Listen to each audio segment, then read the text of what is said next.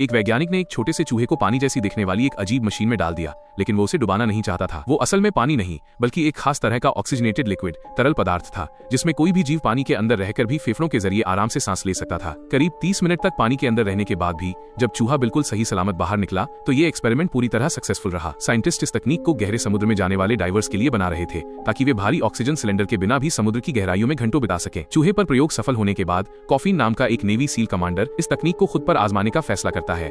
उसे समुद्र की गहराई में एक बेहद खतरनाक मिशन पर जाना था। वहां एक डूबी हुई पनडुब्बी में एक न्यूक्लियर बम एक्टिवेट हो गया था, जिसे फटने से रोकना जरूरी था। वो स्पेशल डाइविंग सूट पहनता है और अपने हेलमेट के अंदर उसी लिक्विड को भरना शुरू करता है। शुरुआत में जब वो लिक्विड उसके फेफड़ों में जाता है तो उसका दम घुटने लगता है, वो बुरी तरह तड़पता है और बौखला जाता है। लेकिन जैसे ही उसके फेफड़े उस लिक्विड से ऑक्सीजन सोखना शुरू करते हैं, वो नॉर्मल हो जाता है।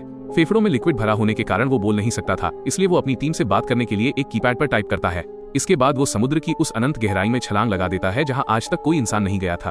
वो इतनी तेजी से नीचे जाता है कि कुछ ही देर में गिनीज बुक के सारे रिकॉर्ड्स टूट जाते हैं।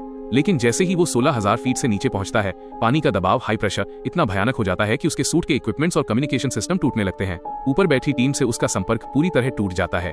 अब उस घने ठंडे अंधेरे में उसके पास जीने का एकमात्र सहारा सिर्फ एक ग्लो स्टिक, लाइट स्टिक थी।